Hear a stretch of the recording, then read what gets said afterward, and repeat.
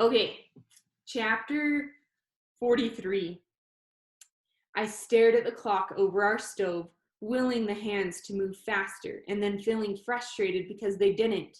Everything had been cleaned and packed up, so now there was nothing left but to wait and to think, and then to think about waiting. It was unbearable, and I didn't understand how Mama could sit so calmly on the couch and knit a blanket. She knew full well would never be finished. I did have one particular thought that continued to nag at me. As silly as it might have been to care about something so trivial, I wished I had offered Anna the harvest from our garden. I looked back on all she had done for me since we started on the tunnel. What I had thought was her cruel rejection of our friendship was only her way of creating distance between us, so that she wouldn't have to know anything I might be up to. Then, when the Stasi began putting more pressure on her, she had warmed to me again. By my cold responses, she must have known I was keeping secrets. But when she discovered them, and would have been entirely justified in revealing everything she knew, she held back to protect me, risking herself and everyone she loved. And in return, I couldn't even offer her family our harvest. But there was something I could do. I sat at the small desk in my room that afternoon and began to write a letter. Her name was at the top, but the letter wasn't for her. It was for the Stasi, who would search my apartment tomorrow. Dear Anna, I'm writing this letter to apologize for my rude behavior over the past couple of months. You were brokenhearted when your brother tried to escape and never guessed he would try such a thing. But I wasn't there for you like I should have been. I wasn't the friend you deserved. What I couldn't tell you was that I came to understand why Peter left. You don't know, so I'm telling you now. He was right.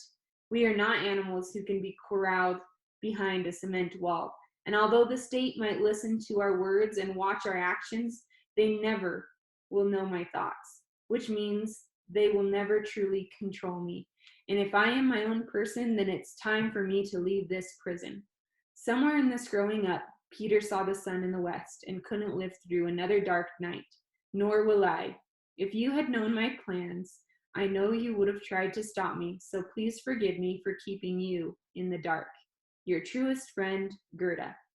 I read the letter over and over again, erasing parts that didn't seem quite right and replacing them with words that better communicated my feelings. Everything I wrote on there was true, except for the last couple of lines.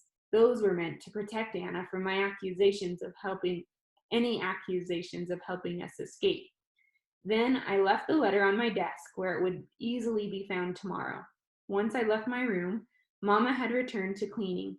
I suppose that kept her mind busy, but at the moment she was polishing the brass knobs on an old rocker in the corner of the room. She was as anxious as I was. In the center of the room was a pile of the things she wanted to bring with us to the West.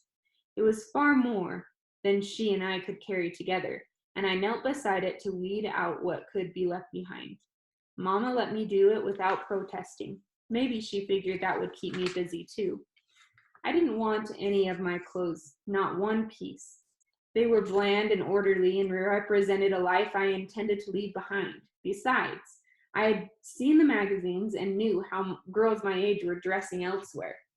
Fritz wouldn't want his clothes either, and I promised myself that I would make Mama change her fashions too. It was for her own good. In the center of the pile was a box of china that had been passed down to my mother when she was married.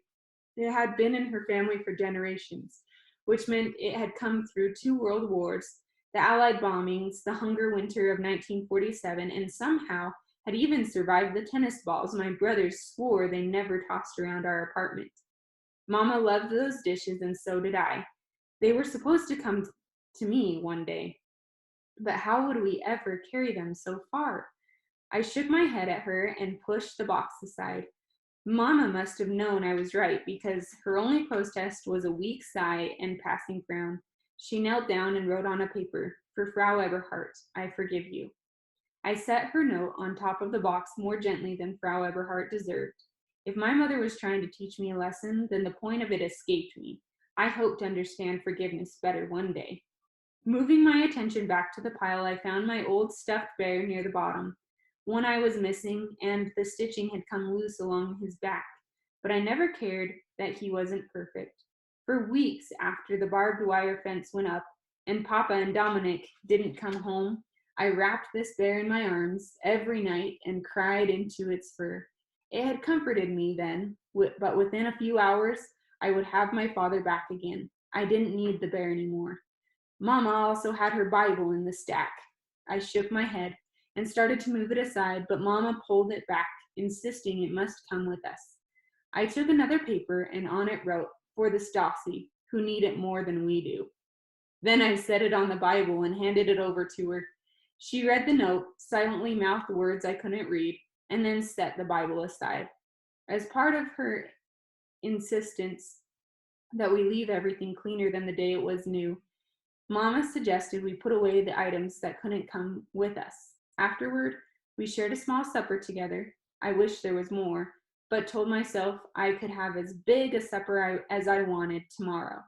We didn't say much to each other. Our hearts and minds had already flown to the tunnel, so nothing was left to talk about here.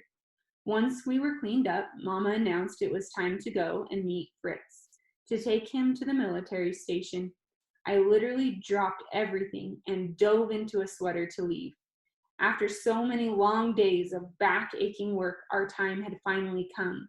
But even as we reached for the knob to leave, a knock came at our door. Mama quickly motioned for me to remove my sweater and clear everything from the front room that might look suspicious. Maybe it was only a neighbor coming to borrow an egg, or something equally innocent, but even the simplest visitor could present a major problem. We had only a few sacks, mostly old photos, and family records, and a personal treasure for each person in the family. But I grabbed them and stuffed everything into an empty cupboard in the kitchen. Then she answered the door. "Frau Loh, guten Abend," a man's voice said. "May we come in?" The door was just wide enough for me to see who was on the other side. When I did, my breath caught in my throat. This was no visiting neighbor. The Grenzers had come for us at last.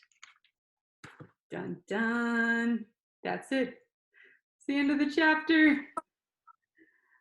One more. One more. We can't. One more. But we will read another chapter tomorrow. We'll read